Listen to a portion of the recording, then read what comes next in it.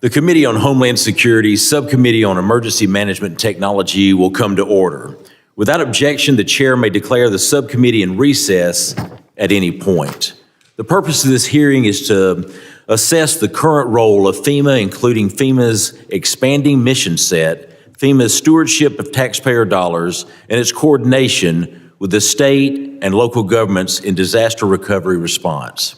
Without objection, the gentleman from Guam, Mr. Moreland, and the gentleman from Florida, Mr. Moskowitz, are permitted to sit on the dais and ask questions to witnesses.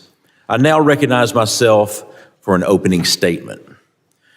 Good morning, and thank you to everyone for joining today for this first hearing of the Committee on Homeland Security Subcommittee on Emergency Management and Technology in the 119th Congress. With over 4 decades of experience as a first responder, having served the people of Alabama as both an emergency medical technician and volunteer firefighter, I'm honored to serve as chairman of this subcommittee. I'm committed to using this subcommittee to advance the cause of first responders and emergency managers across the nation, making sure that they are prepared and resilient against all challenges. I also wish to congratulate my colleagues across the aisle, Mr. Kennedy of New York, on his role as ranking member.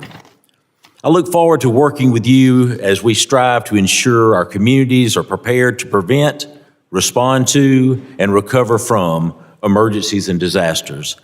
I'd like to welcome back Mr. Burkeen of Oklahoma, and finally, I want to welcome the newcomers to the subcommittee and to Congress, Mr. Evans of Colorado, Mr. McKenzie of Pennsylvania, and across the aisle, Ms. Johnson of Texas, and Mr. Hernandez of Puerto Rico.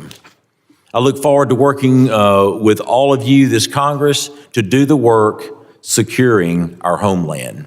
In the interest of ensuring our homeland is resilient and prepared for all types of disasters, it is fitting that the subcommittee's first hearing is on FEMA, the nation's primary disaster relief agency. FEMA oversees national preparedness, grants, and federal disaster assistance, coordinates relief efforts, and ensures our nation is able to prepare for, respond to, and recover from disasters. Recent events have overwhelmed our state and localities and challenged their ability to mobilize and help their communities. In 2024 alone, FEMA responded and administered resources for over 100 major declarations. According to NOAA, natural disasters last year caused 568 fatalities, and damages totaled approximately $182.7 billion. Hurricane Helene and Milton alone devastated the East Coast, causing 251 deaths and $113.9 billion in damages. Beginning in January of this year, fires in Los Angeles County and Southern California caused damage and economic loss that is projected to be somewhere between $250 billion and $275 billion, which would make it the costliest single disaster in our nation's history, surpassing the record set by Hurricane Katrina. Our states and localities deserve all the help they can get in protecting people's lives and property against deadly disasters. The aid that FEMA delivers before and after disasters is greatly appreciated and greatly needed. But as recent events demonstrate, there is room for improvement. We must ask what efficiencies can be found, what reforms can be implemented to create a better emergency management enterprise, and how can FEMA be improved to better support those on the ground and disaster survivors. I applaud President Trump's January 24th executive order to convene a FEMA Review Council composed of individuals with expertise in disaster response and recovery who will be tasked with providing recommendations on reform to FEMA. Even the best government agencies are in continual need of reform, and FEMA is no exception.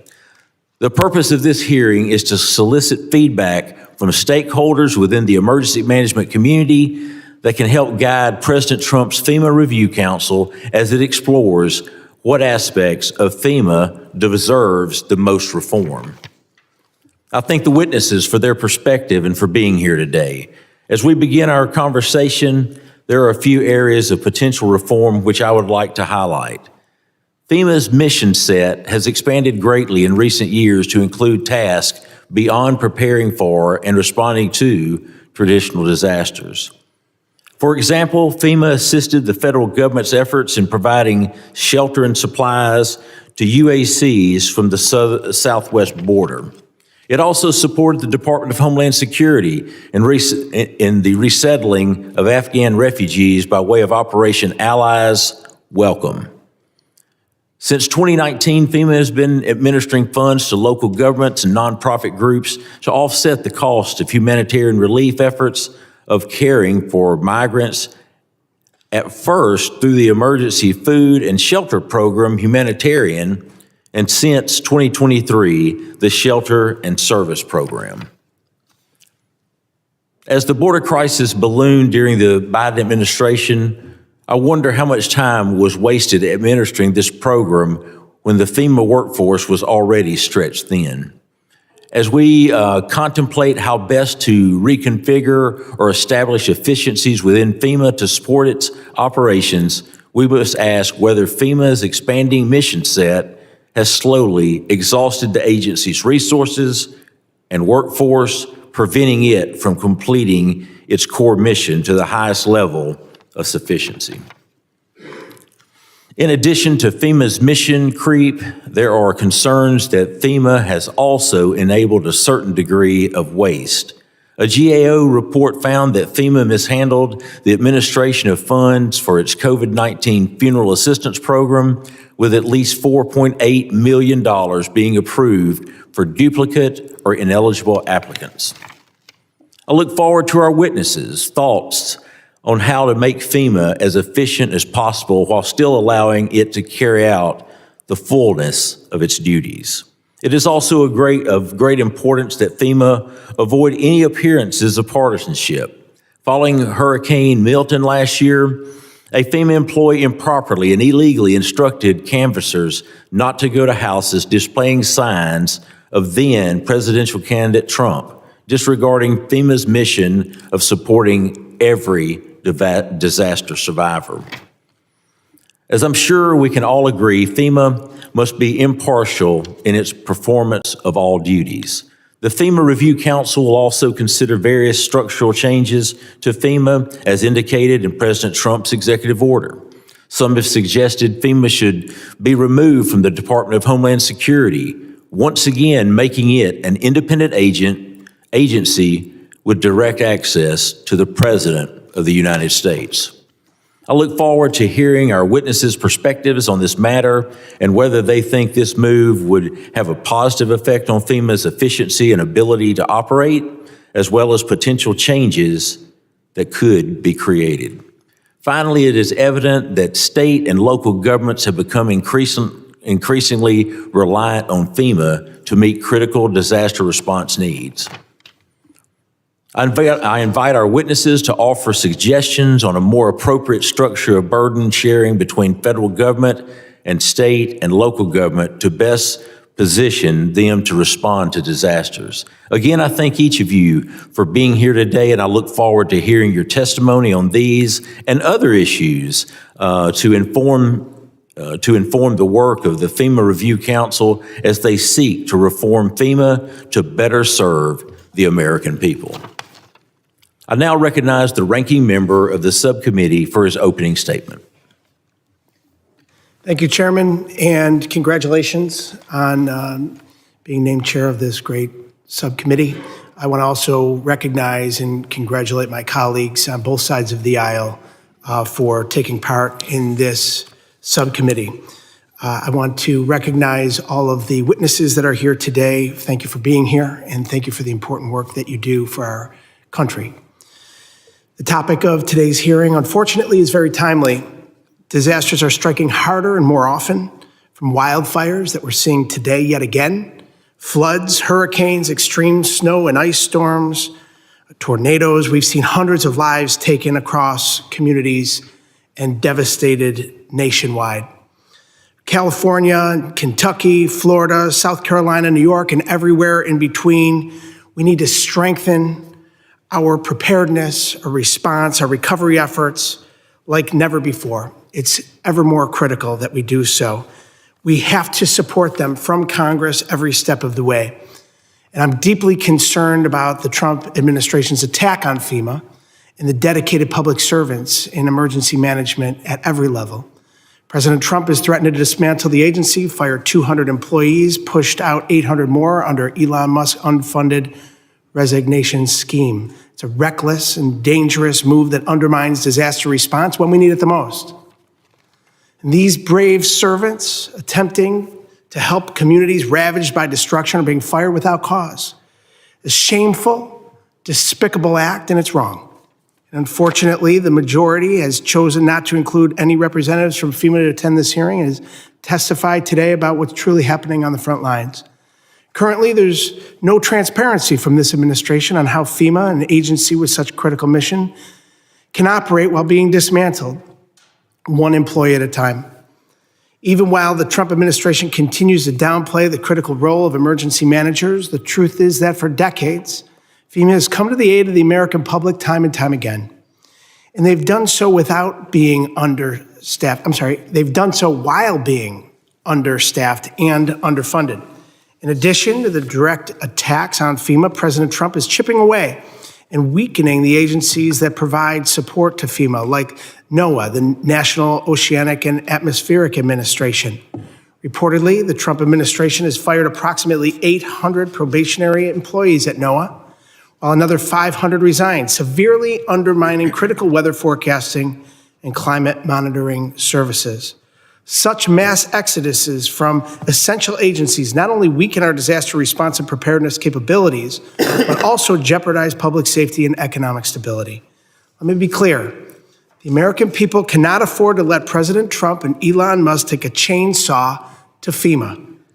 I've seen firsthand how critical FEMA is on a number of occasions, but in 2022, my community was ravaged by Winter Storm Elliott. During the week of Christmas 2022, a Category 4 extratropical cyclone created crippling winter weather conditions, including blizzards, high winds, snowfall, and record cold temperatures across the entire country, exacerbated in the Northeast. This catastrophic storm claimed 47 lives in my hometown of Buffalo and Western New York. This tragedy overwhelmed our entire community in the days, weeks, and months following, from the mourning of loss of loved ones, friends, and community members to putting the pieces of lives and homes back together.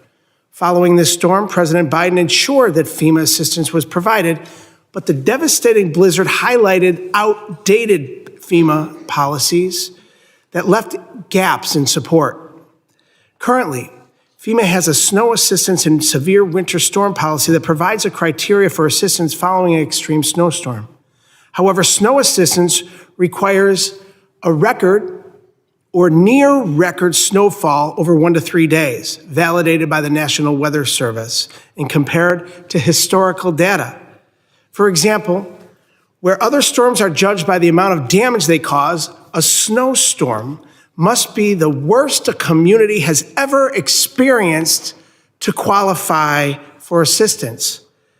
That means up to 6 to 7 feet of snow just to get the attention of FEMA. That is not acceptable.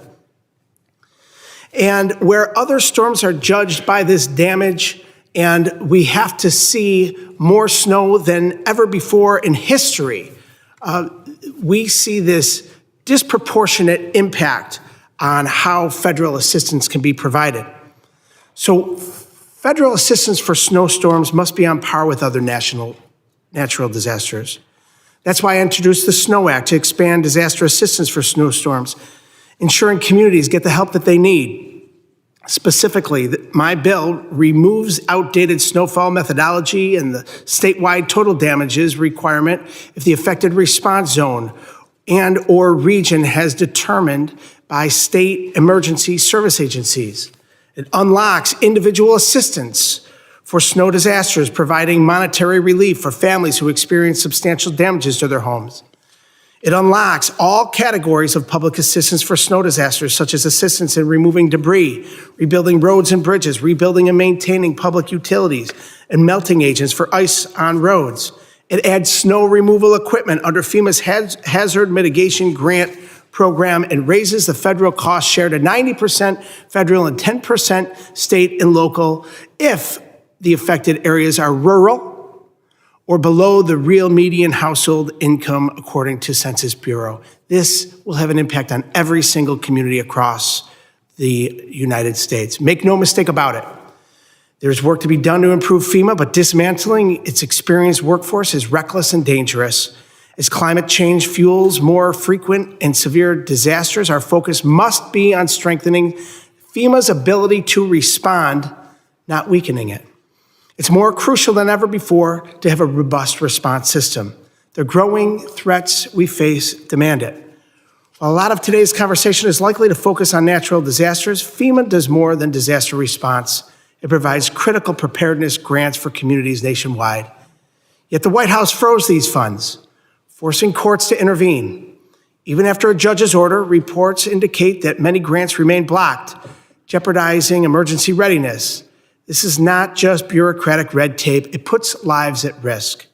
This funding, frozen by the administration, supports first responders and emergency managers in keeping us all safe. In my district, we know firsthand how vital the preparedness grant resources are. In just a few short months, we'll be commemorating the 3rd anniversary of the racist, white supremacist, terrorist attack that robbed 10 lives, innocent souls, for my community on May 14th, 2022. That day, our first responders, our police, our firefighters, our EMS, and so many others bravely rushed into harm's way, putting their lives on the line to protect others. They give so much for the well-being of our community, so the very least we can do is ensure that they have the funding and support that they need. I look forward to hearing from our witnesses today about all of these issues and more. And with that, Mr. Chairman, I yield back. Thank you. Thank you, Ranking Member Kennedy. Other members of the subcommittee are reminded that opening statements may be submitted for the record. I'm very pleased to have such an important panel of witnesses before us today. I ask that the witnesses please rise and raise your right hand.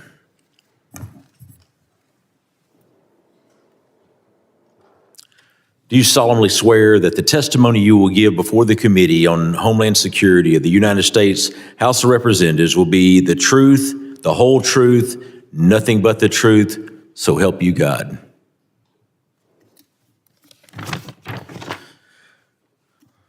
Thank you. Please be seated. Let the record reflect that the witnesses have answered in the affirmative. I would now like to formally introduce our witnesses.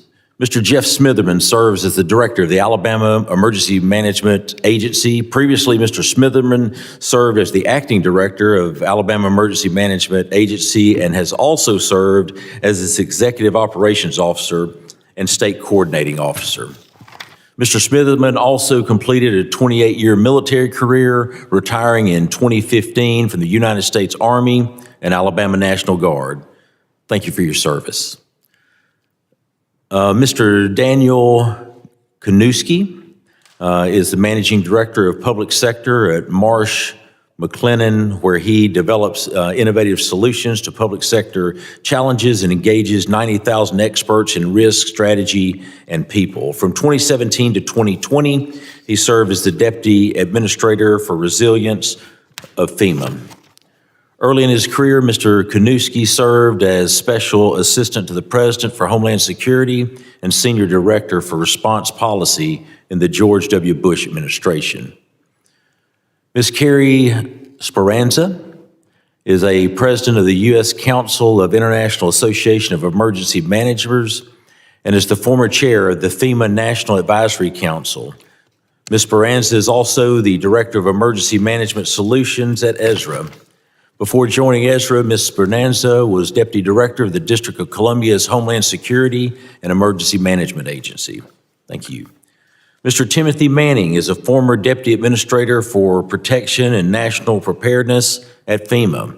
More recently, Mr. Manning served as the White House COVID-19 Supply Coordinator. Prior to joining federal service, Mr. Manning served as the Cabinet Secretary of the New Mexico Department of Homeland Security and Emergency Management and Homeland Security Advisor to Governor Bill Richardson. I thank the witnesses again for being here today. I now recognize Mr. Smitherman for 5 minutes to summarize his opening statement. Mr. Smitherman. Good morning, and thank you, Chairman Strong, Ranking Member Kennedy, and other distinguished members of the committee for the invitation to testify here today. I am Jeff Smitherman, the Director of the Alabama Emergency Management Agency and a Cabinet member to Governor Kay Ivey. Today, I want to share with you all what I believe about emergency management and the future of FEMA. At Alabama EMA, we are proud to be one of the premier emergency management programs in the country.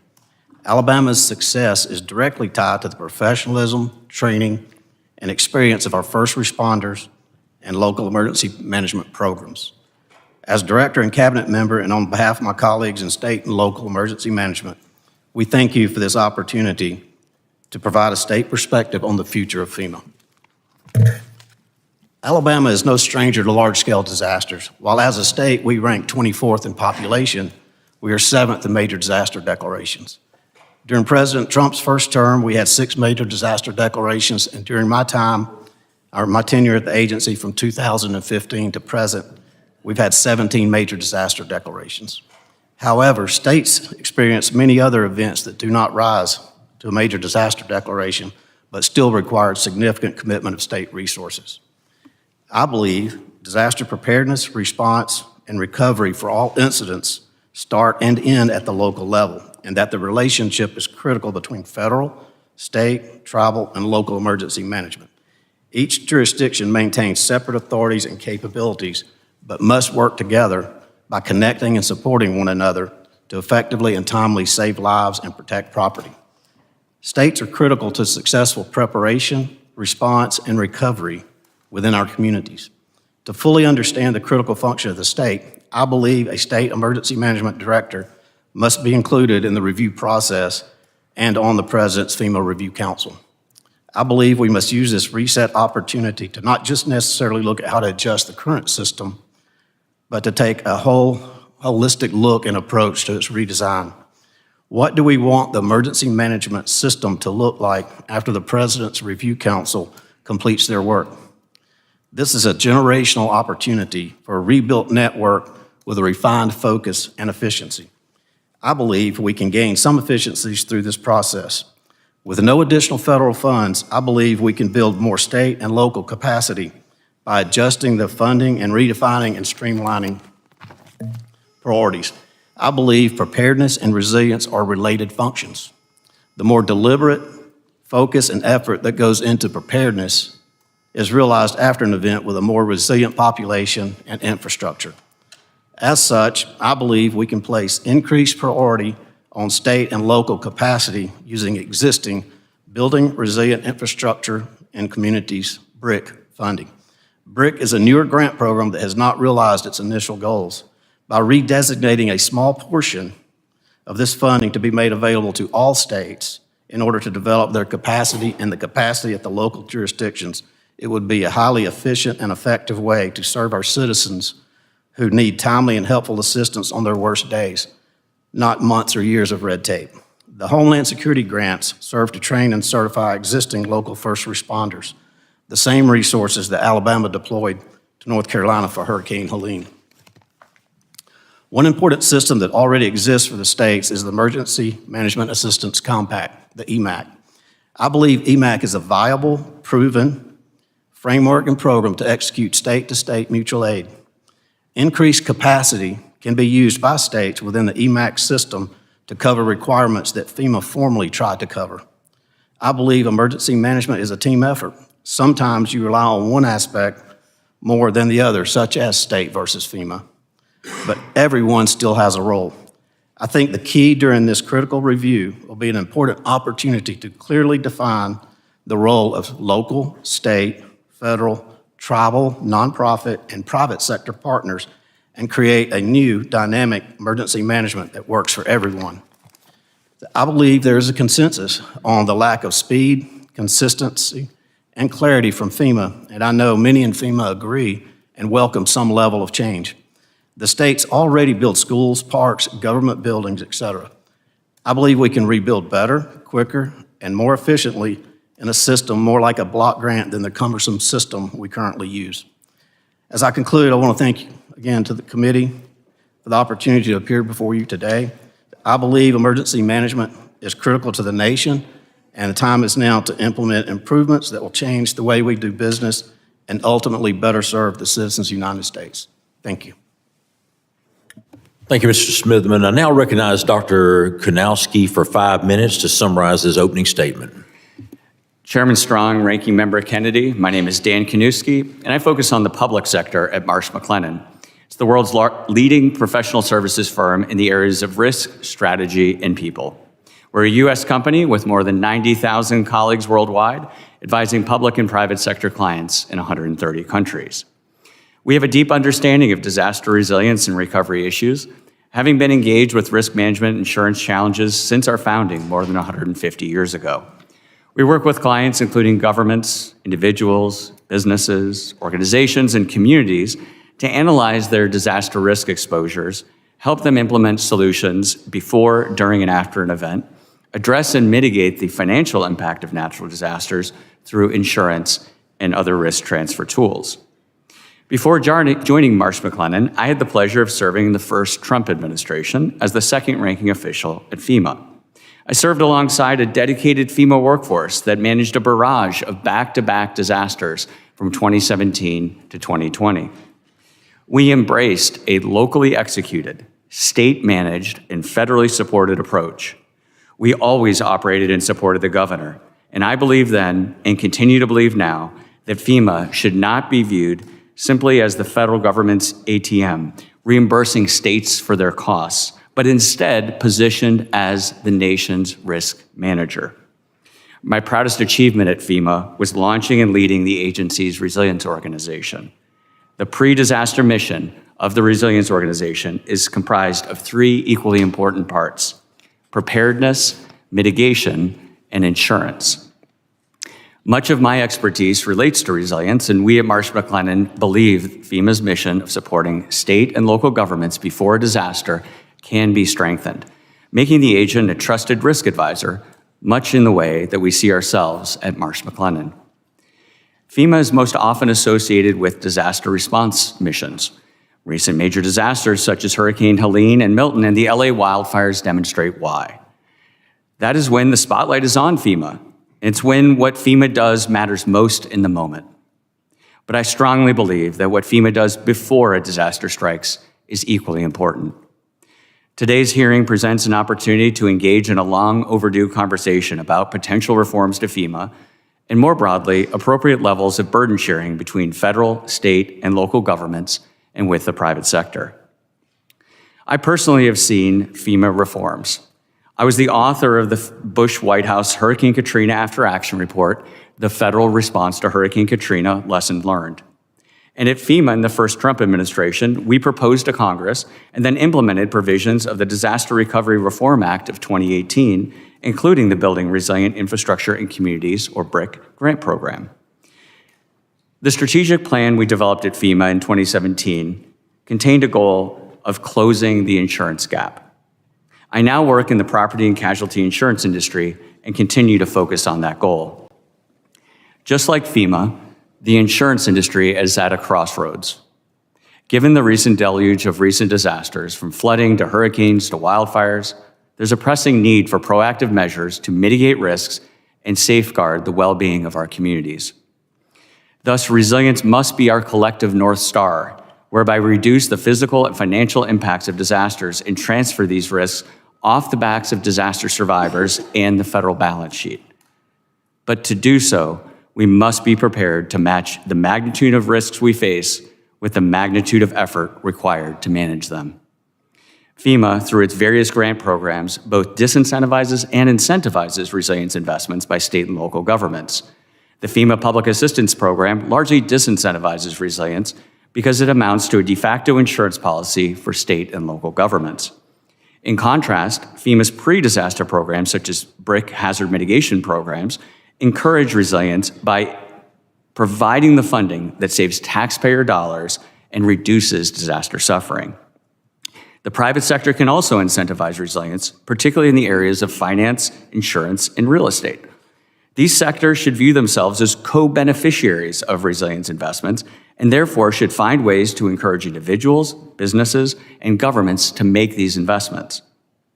Thank you for your time today and the opportunity to share how FEMA, together with its state and local emergency management partners and the private sector, can together make the nation more resilient. I look forward to your questions. Thank you, Dr. Kaniewski. I now recognize Ms. Speranza, there we go, for 5 minutes to summarize her opening statements. Good morning, Chairman Strong, Ranking Member Kennedy, and members of the subcommittee. My name is Carrie Speranza, and I'm appearing before you today as President of the U.S. Council of the International Association of Emergency Managers, an organization representing emergency management practitioners worldwide with over 5,000 U.S. members. Members of the subcommittee, your local, state, tribal, and territorial emergency management agencies ensure your communities are prepared to respond to and recover from emergencies and disasters. We create and manage systems that save lives, minimize damage to property and infrastructure, mitigate future risks, and help restore communities after a disaster. We are grateful to be a part of today's conversation because we know that our efforts are only possible with the support of the Federal Emergency Management Agency. To serve our communities effectively, disaster management must be federally supported, state administered, and locally executed. Together with the private industry, this multi-sector approach is a necessary partnership, particularly when disasters overwhelm local and state resources. Reform of federal disaster programs is long overdue, but I'd like to highlight a few FEMA programs that must be sustained through this process and also speak to opportunities for change. First, sustainment. FEMA must maintain its role in driving change through its preparedness programs. These programs serve as the underlying foundation from which all local and state emergency management capabilities are derived.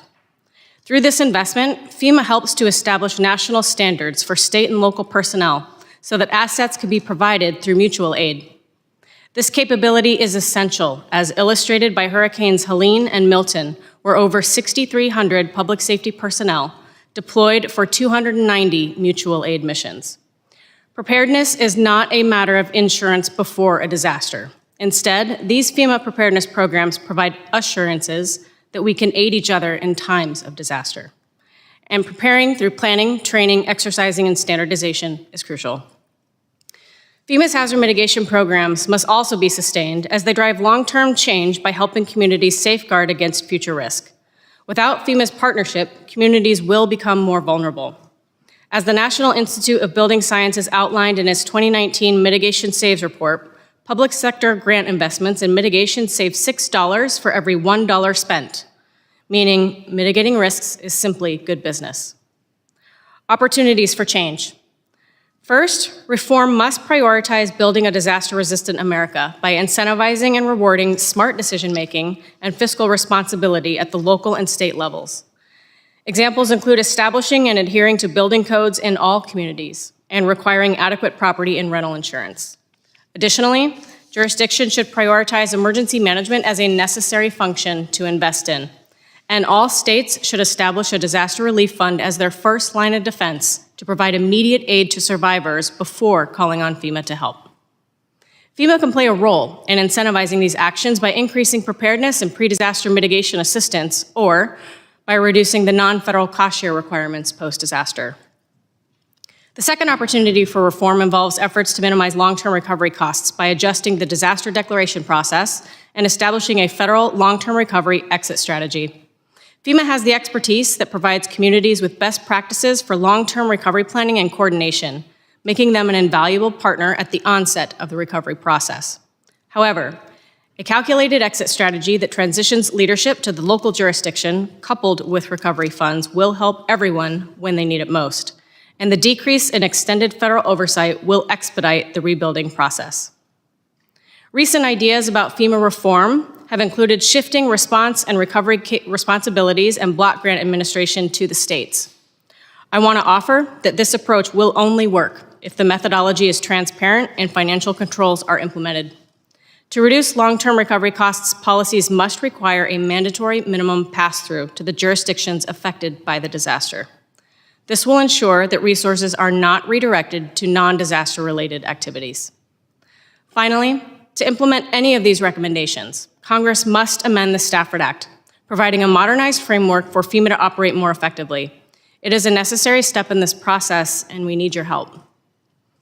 Mr. Chairman and Ranking Member, the International Association of Emergency Managers fully supports a comprehensive review and reform of FEMA. Reform will ultimately help the people of America, and that is what emergency managers do. We help people before, during, and after disasters. Thank you again for the opportunity to be here today, and I look forward to your questions. Thank you, Mr. Speranza. Now recognize Mr. Manning for 5 minutes to summarize his opening statement. Chairman Strong, Ranking Member Kennedy, members of the subcommittee, good morning. I'm Tim Manning. Thank you for the opportunity to testify today on the state of FEMA. FEMA is truly at a tipping point, as is our national emergency management system, and the timing of this hearing couldn't be more critical. Over the past 30 years, I've served at all levels of emergency management, from county fire and EMS, to the state, to FEMA, to the White House. And FEMA has never been more called upon and its workforce more stretched thin. The growing frequency of catastrophic disasters and a once-in-a-century pandemic have had widespread impacts on emergency management writ large. This changing hazard landscape and the operations tempo is now coupled with indiscriminate firings, regressive changes in policy, and freezes in funding, all resulting in significant impacts on the nation's preparedness for emergencies, disasters, and terrorist attacks. And these impacts are far wider than just the Federal Emergency Management Agency. FEMA is but the federal player in a broader collective team. In a disaster, when the crisis exceeds the capabilities of a local government, that local government requests assistance from the state. And when it exceeds the ability of that state, they request the help of the federal government from the president.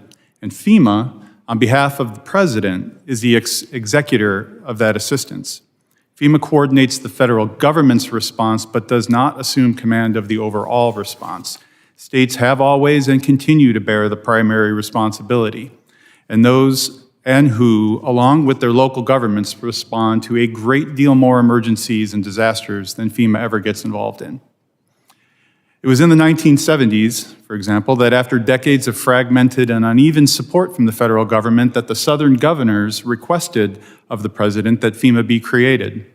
Eliminating or drastically reducing the size and role of FEMA at this time would be intentionally rolling back hard-learned lessons, erasing 70 years of reforms rooted in trying to avoid the mistakes of the past.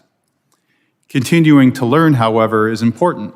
Rebuilding roads, bridges, hospitals can take time, and government contracting and oversight rules to prevent fraud, waste, and abuse can be burdensome.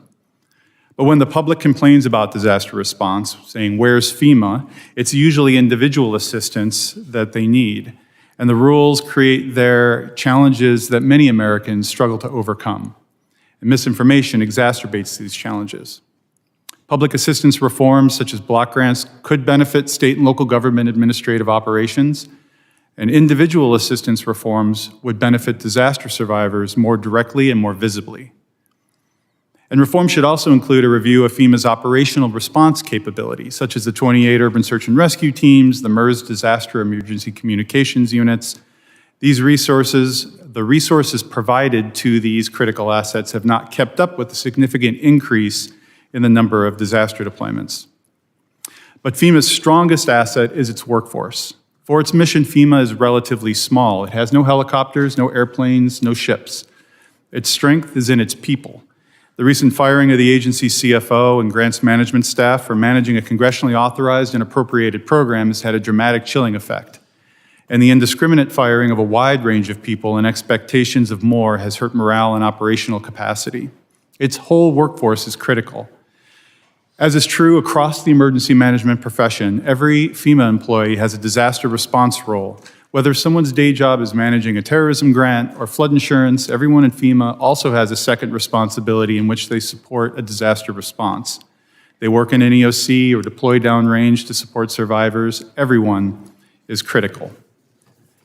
Mr. Chairman, Ranking Member, members of the subcommittee. Almost 20 years ago, I was here testifying on almost this exact same issue. Were FEMA and DHS structured correctly, and were the dramatic unilateral changes put in at that time responsible for poor response? Congress passed reforms, and the administration at that time listened. In the ensuing decades, the nation has made dramatic improvements. Congress's investments and capabilities through grants and legislative reform have resulted in more prepared communities. They've mitigated disasters, provided a more effective response. It's saved lives. Recovery is still challenging and slow to implement, and the individual assistance provided to people and families is complicated and often less than anticipated by the public.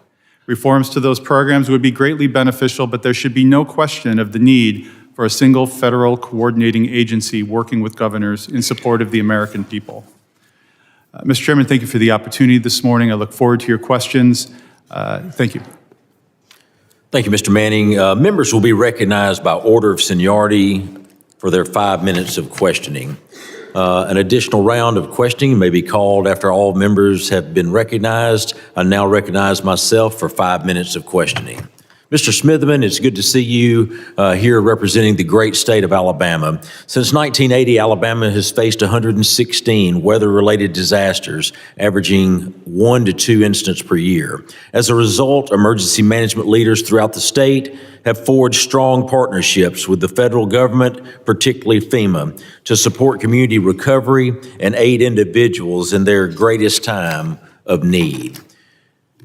As you all know, the President recently announced FEMA's Review Council aimed at identifying areas of improvement within the agency and suggest changes to help state agency, emergency management agencies respond to the aftermath of crisis.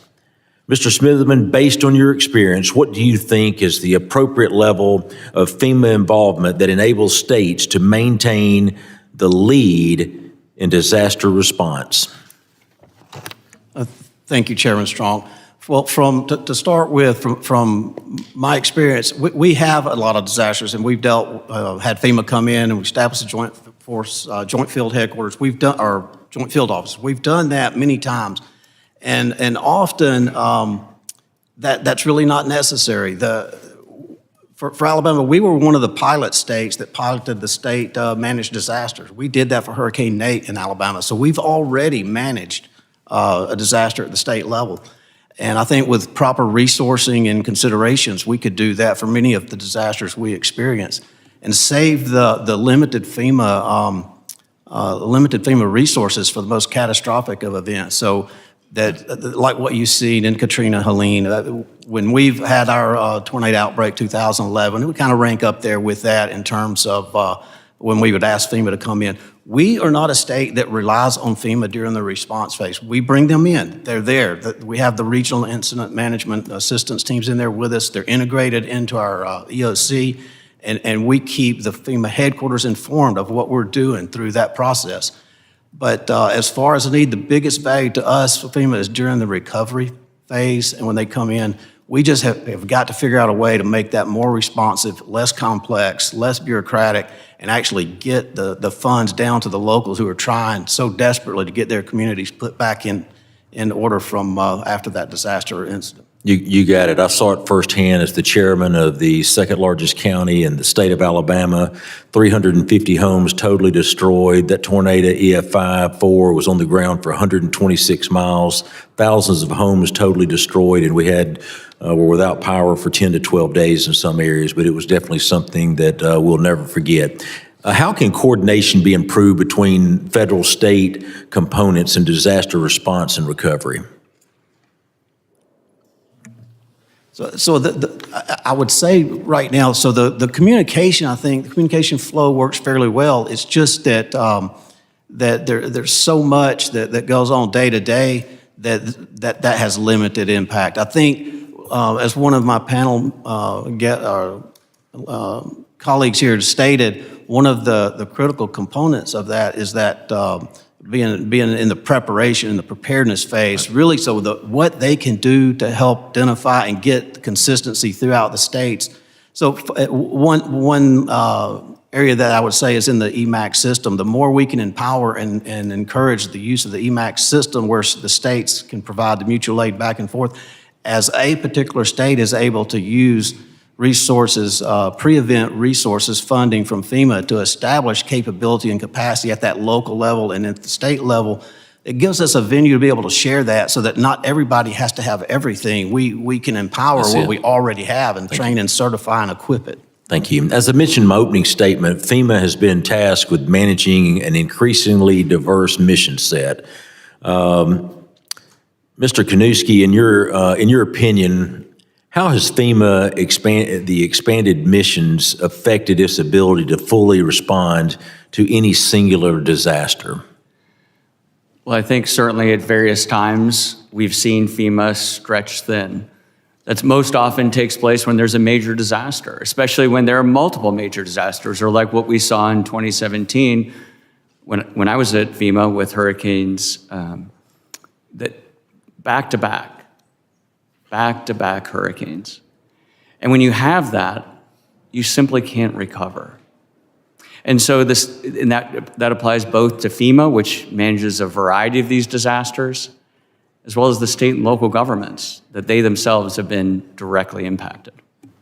Thank you. My time has expired. I now recognize the ranking member, Mr. Kennedy, for his 5 minutes of questioning. Thank you, Chairman. Last month, President Trump and Elon Musk fired at least 200 FEMA employees. Now, under the Trump administration's deferred resignation program, over 800 FEMA employees, including highly skilled emergency professionals, are leaving. Mr. Manning, how will these reckless staff firings impact FEMA's disaster response, and what will happen to the communities that rely on FEMA support? Ranking Member, thank you for the question. It's really devastating to the FEMA workforce to lose the broad swath of team members that they have. The firings, the original indiscriminate firings, were challenging enough in that they were targeting probationary employees, but not just beginning of career employees, people throughout the organization, including senior leaders and people who have been there for a long time and recently promoted. The additional departure of a wide number of very senior, very influential and important career leaders within the organization is going to slow its decision-making, inhibit its effectiveness, and will have real implications in preparedness and disaster response. Thank you. Earlier this year, the administration chose to illegally freeze funding previously appropriated by Congress, including FEMA funding. Despite court orders to release disaster relief funds, at least 140 FEMA grants remain frozen, impacting wildfire protection, flood mitigation, disaster preparedness efforts. A coalition of attorneys general has now filed a motion urging the court to enforce its ruling, arguing that FEMA's manual review process is simply a freeze by another name. Mr. Smitherman, are FEMA's preparedness grants and disaster relief funding important to your operation? Yes, Congressman, they are. To date, Alabama has only experienced small delays with receipt of those funding, with the exception of, I think, a couple of grants that the notice of opportunity for funding has been withdrawn. I think they're rewriting some of them and put it back out. But to date, we've not been impacted by that freeze. The money that we're able to draw down, where we're obligated, we've been able to draw down. The process has become a little bit slower due to the review, but we have not missed any payments at the state level based on that. Would funding cuts to FEMA grants help or hurt your operation in your community?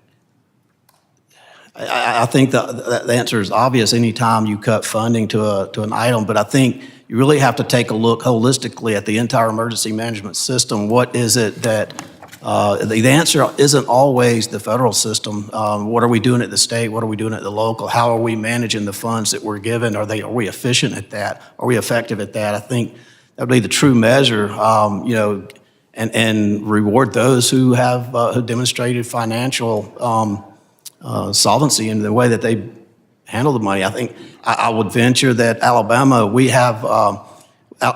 has a committee. In 2019, our legislature established something not too dissimilar from the DOJ. It's called the Alabama Commission on efficiency in services. And so we have to, and I get audited every year.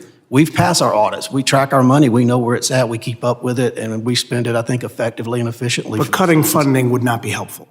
Excuse me, sir? Cutting funding would not be helpful. I think there's readiness that can be gained across the nation as long as funding's available to attain that readiness. Now we would discuss at what level we place that. Thank you. DHS grant funding has been essential for first responders, providing local agencies with the resources needed to handle disasters and emergencies. And we know that first responders nationwide have stressed how critical these needs are. Yet during his first term, President Trump pushed major cuts and forced a 10% reduction in fiscal year 2024.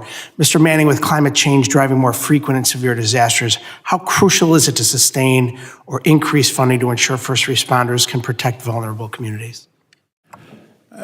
I believe the Homeland Security Grant Program, all of FEMA's grant preparedness programs, from the Emergency Management Performance Grant through the resilience grants that Dr. Kaniewski was mentioning earlier, have been absolutely critical in building capacity for the nation. Any reduction in the resources available from the federal government to build the nation's response capacity, to build preparedness, will have a detrimental impact on our ability to prepare and respond to disasters and acts of terrorism. And if you cut that funding from the federal level to FEMA that would otherwise go to the states have to make up for that funding in the moment? Correct. I yield back. Thank you.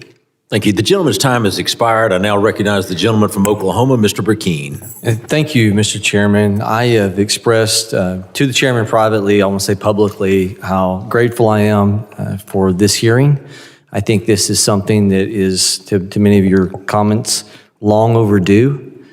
I don't think most people realize that prior to 1979, there was no FEMA. And it was established by an executive order by Jimmy Carter. And so I think it would well serve us if we go back 40 years. I'd love to find the people that were in emergency management 40 and 50 years ago to get their experience about the ease of not having to adhere to the regulatory burden. Last year, 50% of our supplemental funding, and I say our, I need to rephrase that, the taxpayer-financed spending taken from the taxpayer, whether it's a direct tax or an indirect tax of inflation because of our deficit spending. Last year, 50% of our supplemental spending, all borrowed money, was FEMA directed. In 1980, it was 1% of the total supplemental funding that Congress allocated went to FEMA. And so for some of you that are experts, if you look at the chart of the growth of FEMA, it is unbelievable. It way passes inflation. We now have a FEMA that has become the Uber service for illegal immigrants in the last 2 and 3 years. It is way outside of its bounds. FEMA is involved with 30 different federal agencies now. And so we have major mission creep that has to be reined in. It has to be bitted, bridled, and somebody has to holler, whoa. And so I'm grateful that this conversation is happening. I'm going to give you a personal example because I want to tie it into my questions. I have a ag and dirt moving background. When I was serving on the state level, a friend of mine, Mark Allen, state senator, at the same time I was a state senator, after a 2012 tornado hit an area I represented, he was kind enough to say, hey, I'll bring my dozer down. You get on the dozer, I'll get on the skid steer, and we'll do some cleanup to help people that don't have the ability to finance it. So we did that. And so I'm moving this dozer. I'm in a very rural setting, Tushka, Oklahoma, and I'm moving material. I'm separating the vegetative from the non-vegetative to make sure we abide by the FEMA regulations. Many brush piles over. And I watched, because of federal regulations, because I was in the dirt works business. I was in the dozer, excavator, trucking business. What could have been something that in a country setting could have been solved like that is done every day today, where people in the country pull timber together, they light it on fire. We were not allowed to do that. We had to multiply the cost 4 times over. You had to bring in a half round, which is a bathtub on the back of a semi, and you had to take an excavator, track hoe, and you had to load that material that I had pushed up into a brush pile, dismantle it, load it in a half round, haul it off miles and miles, whether to be incinerated, major cost, or to be buried by another bulldozer. I can tell you, because I've turned in estimates to many customers that I served when I was out of the government into the free market, you multiplied that cost at least by 4. It didn't make any sense. We've had stories come before this committee of not allowing snow to be moved, snow that melts because of FEMA environmental regulations in tandem.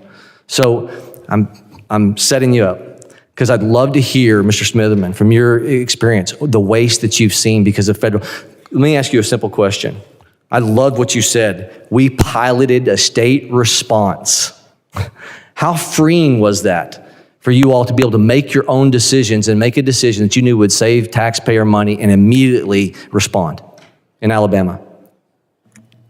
Of course, I'm a fan of our performance during that. I think if you take a look at FEMA's evaluation of our performance, you'll see an alignment with that. We have had one small disaster where the cost of FEMA coming in and establishing the Joint Field Office almost exceeded the cost of the disaster itself. So I think that would be my one example. No, that's not to say that, or an attack on FEMA being wasteful. It's the process they use. And I think if you look at a state-managed disaster, for those that we can handle, just help us handle it and let us go. So I think that's one example of efficiency. And sir, if I may, let me refine my answer on funding that the ranking member asked. Of course, if there's funding cuts, but really what I want to talk about is where you cut and where you put the resources. Because if you're talking about the first responders that are responding during the disaster, by no means am I talking cutting them. I'm talking reallocating funding that you save elsewhere to put at the capacity level so that you have those capabilities that are so needed across the states and the region and the United States. That's really what I meant with where to allocate the funding. Mr. Chairman, if I may, since you answered another member's question, if I could have a little leniency on my time. Yes, sir. Glad you were able to respond to him. Years ago, U.S. Senator in Oklahoma, Tom Coburn, asked for our state Director of Transportation to build a mile of road under federal regulations and use an apple-to-apple comparison and build a mile of, or what turned into be a mile and a half under state regulations. Apples to apples comparison. This was about 10, 15 years ago. He could build a mile of road at the same cost. He could build a mile and a half under state authority. And this was quality work. The dollars will go farther. You'll have more decision-making and control, and in a rate of inflation that deals with everything that FEMA is involved with, especially when you're talking about the large equipment that comes in and under disaster recovery. This is a solution that we have to make happen given where we're at financially as a country. Thank you. Thank you. The gentleman's time has expired. The gentlewoman from Texas, Ms. Johnson, is recognized. Thank you, Mr. Chairman. In February of 2021, Texas was hit with our biggest winter storm to date, killing over 240 Texans.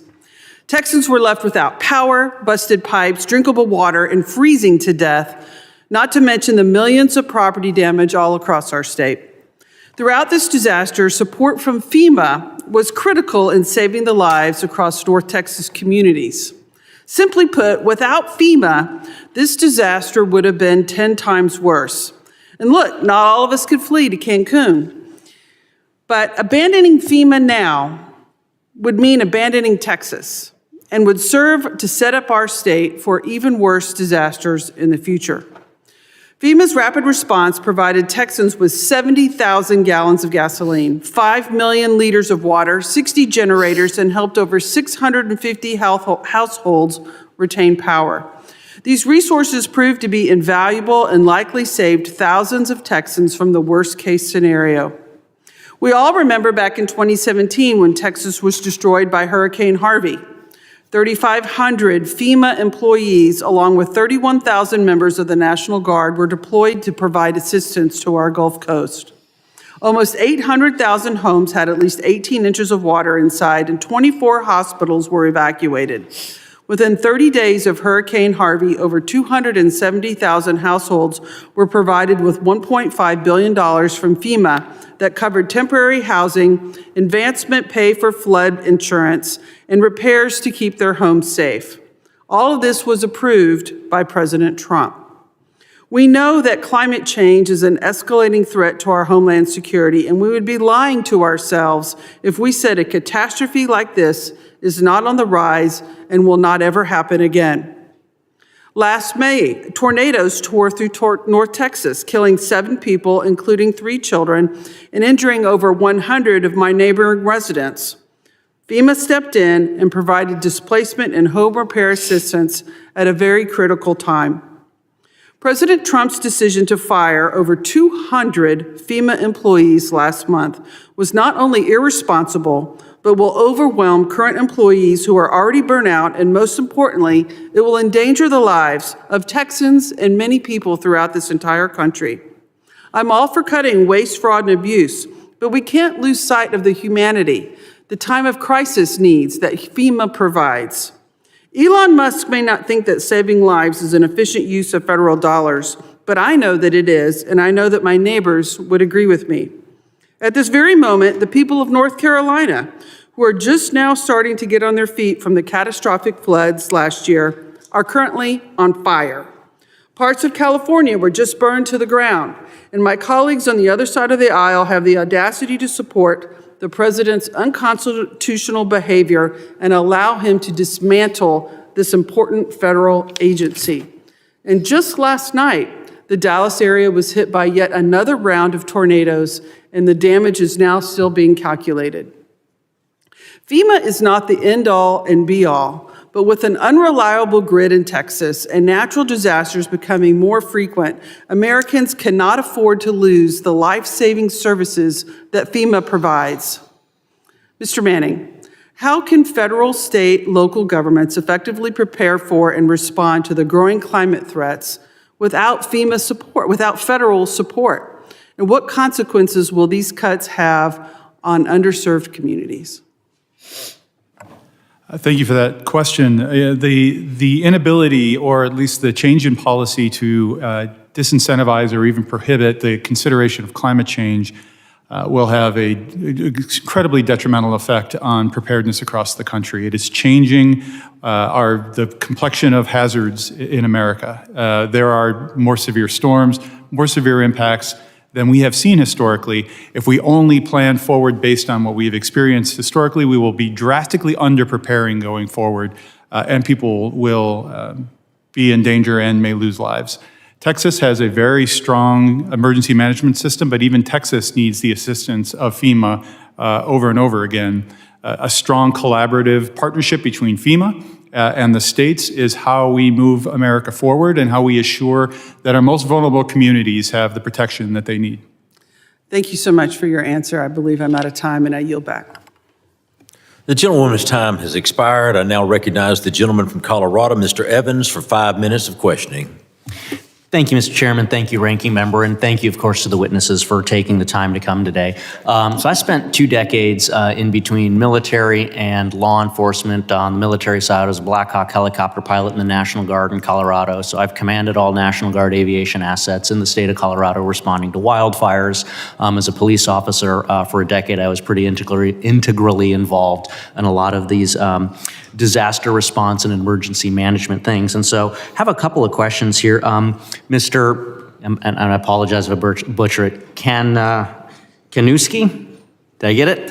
Mr. Kaniewski, just looking through your bio here, it looks like you have some experience in the insurance space. And so one of the things that I hear specifically with regard to wildfire from a lot of my electric utility providers is the exploding insurance rates that they have to pay to be able to provide electrical services through some of these high wildfire risk areas. And so looking through your comments here, you're talking about effectively how an ounce of prevention is worth a pound of cure. Can you expound a little bit on how being able to do some of these preemptive mitigation strategies might potentially be able to help alleviate some of the insurance burden that my electric utilities are facing as they try to provide electricity through some of these high wildfire risk areas? Yeah, wildfire is a risk that requires a partnership. It requires partnerships, not just those traditional partners that we think of, maybe those of us in emergency management or those of us that were first responders, but it requires partnerships from critical infrastructure, as you highlighted. And as critical infrastructure owners and operators, you mentioned the power industry, they need to understand what their risks are and what they can do about it.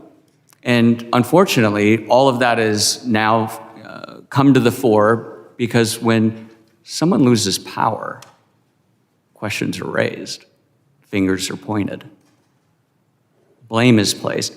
And the reality is, it's no one stakeholder. It's not just that critical infrastructure owner and operator. There's only so much they can do themselves.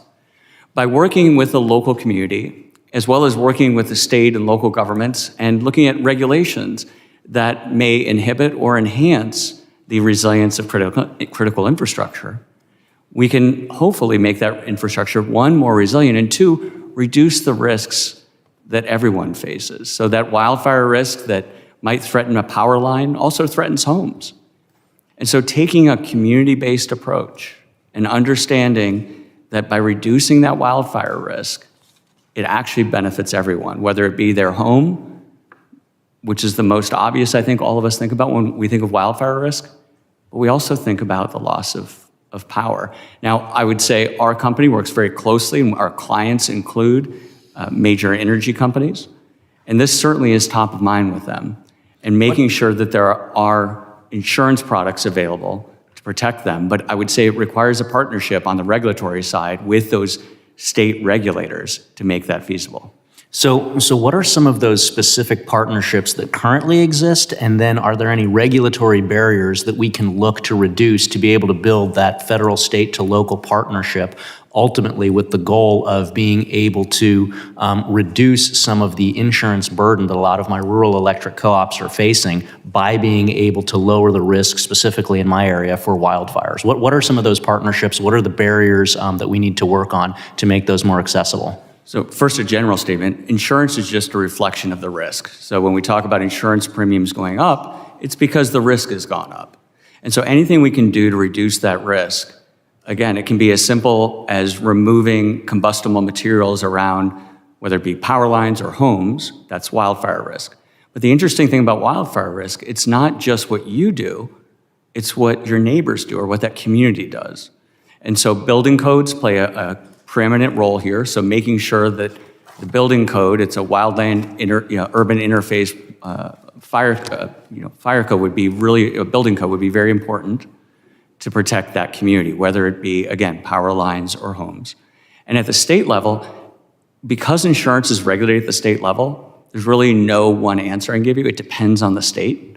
So it's really a partnership, whether it be emergency managers working with insurance commissioners or with energy regulators in that state, I think would be a very advisable way to go to build those partnerships. And so that we all see, the term I used in my opening statement, that we're all co-beneficiaries of that investment. We all benefit from that investment in resilience. Thank you. Yield back. The gentleman from Colorado's time has expired. I now recognize the gentleman from Puerto Rico, Mr. Hernandez, for 5 minutes of questioning. Thank you, Mr. Chairman. I bet if I ask my constituents to name one federal agency, they will all say FEMA. FEMA has had a huge role in Puerto Rico following Hurricane Maria. And I'll be the first to acknowledge FEMA has serious problems with efficiency and bureaucracy.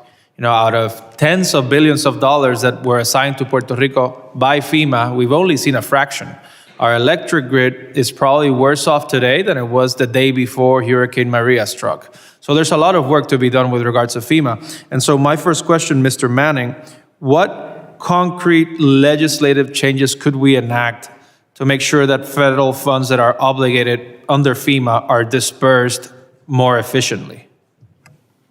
Thank you, Congressman. If we talk about the pre-disaster side of the mitigation and preparedness grants and the post-disaster side, there are slightly different answers, but that comes down to FEMA administers a broad swath of legal requirements, both out of the Stafford Act, but also a myriad of grants laws and fiscal law. And so there are going to be reforms that need to be looked at in public assistance to streamline the provision of resources and the approval of projects, which is where a lot of delays, I believe, in Puerto Rico are experiencing. It's the negotiation between the Commonwealth of Puerto Rico and FEMA in the context of all of these fiscal and Stafford Act laws. And the mitigation side and some of the pre-disaster and post-disaster mitigation, a lot of those are coming through. There are some delays now in the current administration's review process that could be fast-tracked as well if they were to rescind some of those. But there is, I think that collaboration and that view through the Stafford Act reforms that we're discussing today are the most important. Great, thank you. My second question is, and this is for Mr. Smitherman. Let's assume that Congress moves towards dismantling or decentralizing FEMA to promote more interstate cooperation. Should it consider some sort of special treatment for non-continental U.S. jurisdictions? Because I'm concerned, Alabama can get help from Florida, from Tennessee, from Georgia, but Puerto Rico, Hawaii, Alaska, Guam, the USVI, the Mariana Islands, American Samoa, I hope I left nobody out, can have a harder time. We got a lot of help from the states. I don't want to undermine that, but it takes a lot longer to send a few trucks to an island in the Caribbean or the Pacific than it does from one state to a neighboring state. So how could we reconcile that with these views of decentralizing FEMA and giving more support to the states to help each other? Thank you for that question. So unabashedly, yes, states that are in the continental U.S. obviously have an advantage in that regard. I think you have to look at it totally from a different approach. With regards to an island support, yes, you have to find those different federal agencies, whether it be a DOD or maybe incorporate some additional way to pre-stage some of the state-to-state assistance. I particularly had a situation this past week, or I think 2 weeks ago, I was out at the United States Northern Command working on a course, and we had a member from Guam there, and they talked about the challenges they're having with both disaster, taking care of the planning for disaster support and any nation-state threats. I think they've seen some specific nation-state threats here recently, and it's a challenge for them, and they talked specifically to that. How do we get this assistance? And they are looking at more of a DOD approach. So maybe I think when we talk about looking holistically at a redesign, FEMA is just one part of a larger emergency management system. And anytime you make an adjustment on one area of a system, you've got to account for other areas in that system to make up that shortfall or that change. So if you move away something from FEMA, somebody somewhere's got to take that up. So I think regardless of what the broad outcomes of the FEMA Review Council that the president's putting together, whatever their recommendations are, I think you have to follow on with that and say, is what functions have moved before you establish what form that's going to look like. So where are you moving that requirement? Who's going to pick up the response for island response? And someone's got to pick that up. And who is that going to be? If we move that function, let's resource that function. And I'm sorry to interrupt because I have very few seconds left. I'm not fully convinced of DOD taking over FEMA, but I look forward to working, to find bipartisan solutions. Should that be the approach that the majority, in what I think would be unfortunate, but should that be the approach to find some bipartisan solution to address the needs of the non-continental U.S. jurisdictions? Thank you. I yield back. Thank you. The gentleman's time has expired. Does the ranking member seek recognition? Yes, Chairman, thank you very much. I'd just like to ask for unanimous consent to offer these three documents into the record. Bloomberg article on disaster relief funds, asking the attorneys general, asking that the wildfire aid be released. Senior leaders leaving an already depleted disaster agency. The New York Times article regarding FEMA and the rank and file workers that have already left before the cuts, and a GAO report on FEMA staffing challenges from 2023. Without objection. The gentleman from Guam, Mr. Moreland, is recognized for 5 minutes of questioning. Thank you, Chairman Strong and Ranking Member Kennedy, for allowing me to waive and speak on the importance of FEMA to my district. As Guam continues to recover from typhoons and prepares for other disasters, FEMA's assistance is still needed. To demonstrate the need of FEMA and its deficiencies in the territories, I will use FEMA's 4 phases of emergency management. First two are mitigation and preparedness. Now, no one can predict how future disasters will affect us, but FEMA has provided the tools to reduce the damage for the next emergency. Utilizing bottom-up approaches, FEMA has ensured that readiness begins at the local level. FEMA provides assessments, early warning, and awareness methods that are vital to disaster preparedness. Now, while Guam and many other U.S. locations face difficulties in hardening infrastructure and telecommunications, Guam's partnership with FEMA has been extremely fruitful. The other two phrases in FEMA's preparedness management here is response and recovery.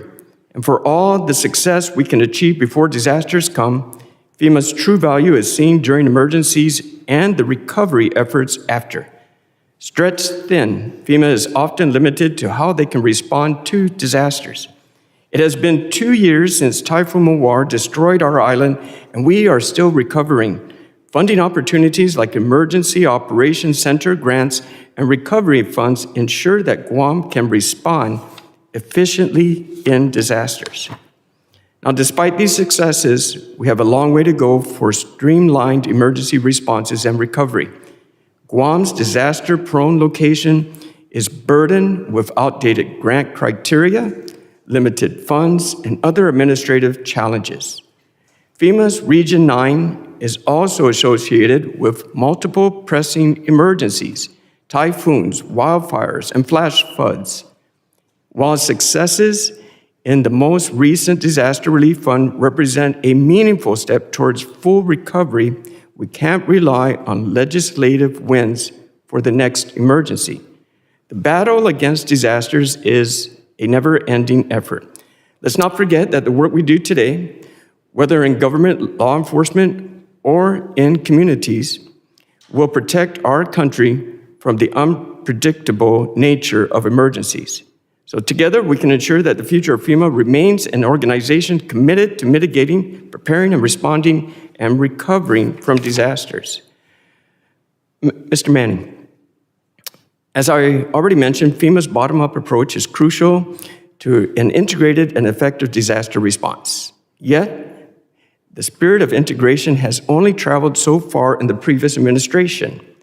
While my colleague from Puerto Rico could elaborate more on the controversies associated with this, could you speak more about how FEMA has looked at the Jones Act waivers when preparing for future disasters? Thank you for that question. That is a perennially challenging issue. I can't, of course, speak to the previous administration of FEMA's operations in either Puerto Rico or Guam, not having been at FEMA at the time.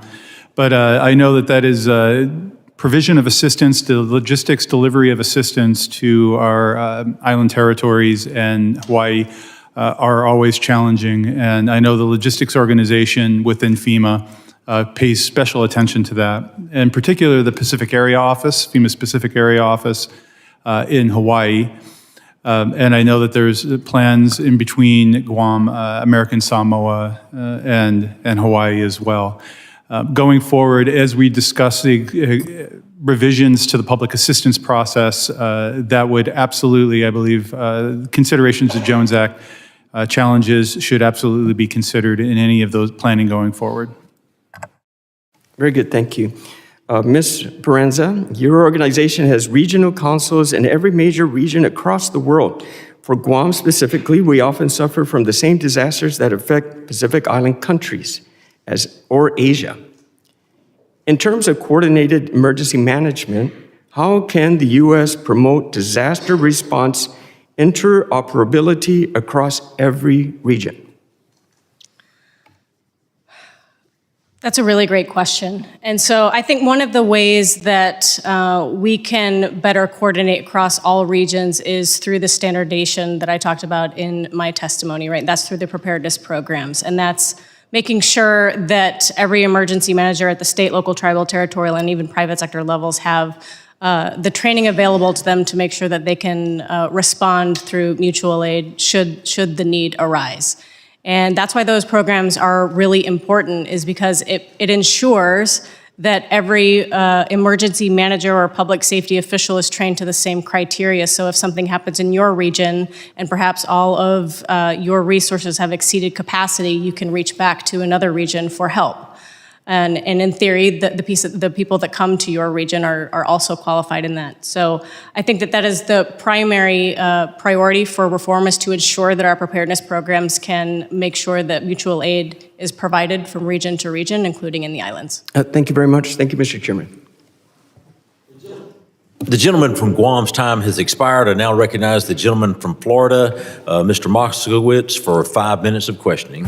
Mr. Chairman, thank you, and thank you for allowing me to wave on today. In a previous life, I was the State Emergency Management Director of Florida for Governor Ron DeSantis. As the state coordinating officer, where an emergency is declared in Florida, almost all of the governor's powers are also invested in the Emergency Management Director, and all secretaries of all departments report to the state coordinating officer. So yes, it was a little awkward to have all these other Republican appointees having to listen to a Democrat.